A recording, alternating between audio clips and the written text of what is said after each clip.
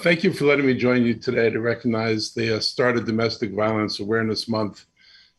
We know that domestic violence affects people of all classes, races, ethnicities, genders, and backgrounds, and we're eager to ensure the safety of all people from this serious threat. And I was happy to be joined by the council president and Councilmember Katz yesterday at the ceremony that kicked off this month. This county does a lot of great work. And we have more work to do. On average, about 20 people per minute are physically abused by an intimate partner in the United States. And per year, that equates to about 10 million men and women. And we also know the COVID pandemic has increased the difficult environment for many people as they were stuck in their home with their abuser.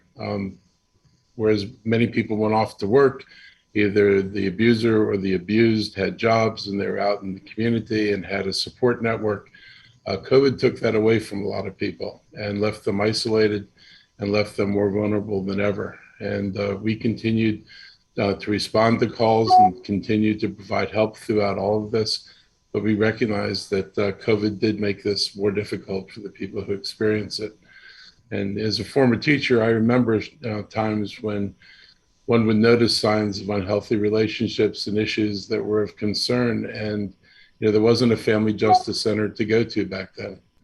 And there was a far more complicated world to navigate in terms of getting support for the abused. And for those of us who are old enough to remember an earlier generation that we grew up in, what we would consider abuse today was like widely tolerated in the community. And those things have changed, and that's really, really a good thing. And I'm grateful for the resources that we continue to receive. The council has always been supportive of this work, and it's some of probably the most important work we do. And I would be remiss if I didn't give a shout out to a former colleague, Dutchie Trachtenberg, who made this one of her signature initiatives when she served on the council. And we'll continue to work with the Domestic Violence Coordinating Council and the Commission for Women. All of them play an important role in helping us address this ongoing, I consider it a crisis in our society.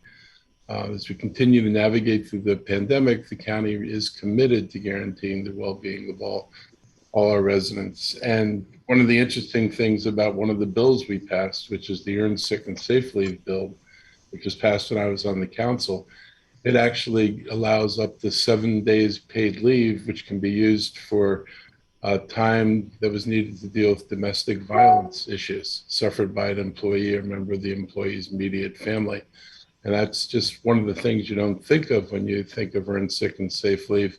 But having that in there is really important for people to be able to have the time to get the help they need. Our goal is to continue to ensure that we have easy and reliable access to domestic violence services. And so if you are an abused person, then you should reach out to the county. We have lots of information. You can call 211. You can go to the Maryland 211 website. It has a complete list of services by county, both organizations that you can go to and information on your rights and the laws. So it's an important research that I would hope people can take advantage of. And I'm going to remain steadfast in my commitment to work with everyone here to help address this issue as we go forward. So thank you very much. And I'll turn it back to you, Councilmember Katz. Thank you very much, Mr. County Executive. As the chair of the Public Safety Committee and the past chair of the Domestic Violence Coordinating Council, it's an honor to present this proclamation recognizing Domestic Violence Awareness Month. And I thank you to Debbie Feinstein, Tom Mannion, Sheriff Darren Popkins, State's Attorney John McCarthy, Chief Marcus Jones, and all of their respective staffs who work tirelessly every day to ensure that here in Montgomery County, we are doing all that we can to end domestic violence and to help those who are victims of domestic violence. And I want to take this moment to thank all of my council colleagues and you, Mr. County Executive, for all of your continuing support as well. The effects of domestic violence are felt by its victims, their families, and the community. We must continue to bring attention to the signs of abuse as well as the many resources we have to assist those in need. We are so very fortunate to have the Family Justice Center and the VVCC, the Commission for Women, and so many more resources. It takes a village, and I urge everyone to do their part to help end domestic violence. And with that, I'm going to ask Debbie Feinstein, who's the chair of the Domestic Violence Coordinating Council, excuse me, and an assistant state's attorney, to please say a few words. Thank you so much, Councilmember Katz, County Executive Elrich, and all of the council members that are present today for this opportunity to speak out against domestic violence in our community and around the world. Frankly, Domestic Violence Awareness Month has been an initiative since the early 80s where really people come together just like we are today to talk about domestic violence and to recognize the fact that it is unfortunately still so prevalent in our society. 1 in 3 women and 1 in 4 men will be the victim of intimate partner violence in their lifetime. Many individuals in our community have been impacted in domestic violence, whether they are directly physically abused, emotionally abused, financially abused, technologically abused, whether they have a family member, a friend who is in that situation, whether they are a child who witnesses domestic violence. So many individuals are impacted. We are fortunate in our county to have so many services available to victims of domestic violence and their families. We have the Family Justice Center, which is a one-stop shop for victims of domestic violence and their families that offers a myriad of services and really co-locates so many organizations in our county in one place at 600 Jefferson Plaza. I would also like to recognize Dornay Hill, who is on this call today, or on this Zoom today. She's the Senior Administrator for Intake and Trauma Services for Health and Human Services. So the Family Justice Center is open from, I guess, 9 to 6 every day. Am I saying that right, Smitha? 9 to 6 or 8 to 5, something along those lines, basically business hours. But the Crisis Center is available 24 hours a day to help victims of domestic violence and violence in your homes. You can walk in at any time and get help and support. And we all work together, which is the beauty of our county, is the fact that we coordinate these services and make sure that we're providing the best support that we can for victims and their families. In addition, this month we'll be hosting a number of educational events that I would encourage our community members to join. They'll be virtual, easy to access, free. You can go to the Family Justice Center Domestic Violence Coordinating Council website and check them out to access the links, but I'll just quickly highlight on October 12th from 6 to 7 p.m. we'll have a webinar on bystander intervention, which is how to help a friend, how to help a family member. On October 20th, we'll have a webinar on domestic violence, strangulation response, and lethality concerns, which is really important to know what are the red flags of domestic violence. What do you need to be looking out for yourself and for others? On October 27th, we'll have a survivor panel that will talk about, individuals will talk about experiences that they've had and how they found their way out of an abusive relationship. So please join us for any and all of those webinars. We look forward to your participation.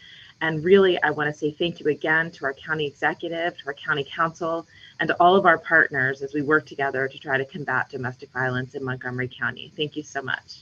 Thank you, Debbie, and thank you for all that you do as well.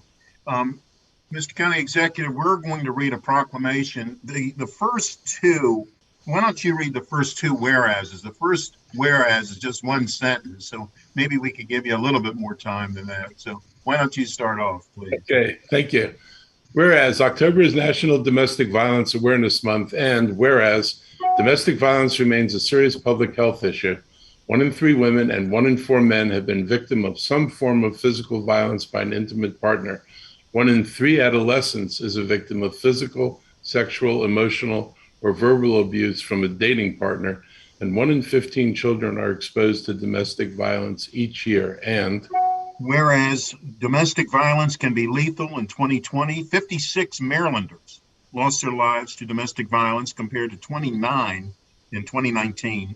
75% of the deaths in 2020 were caused by a gun.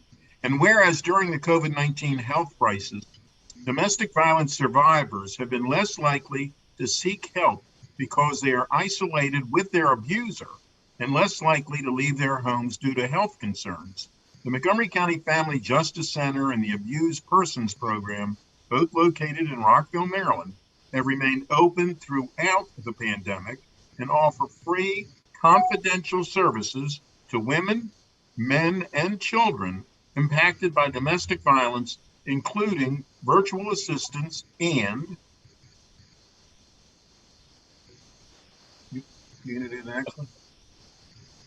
Okay, whereas during the month of October, the Montgomery County Domestic Violence Council will offer online education and awareness, including programs about bystander intervention, domestic violence, strangulation, and other lethality concerns, and a discussion with domestic violence survivors.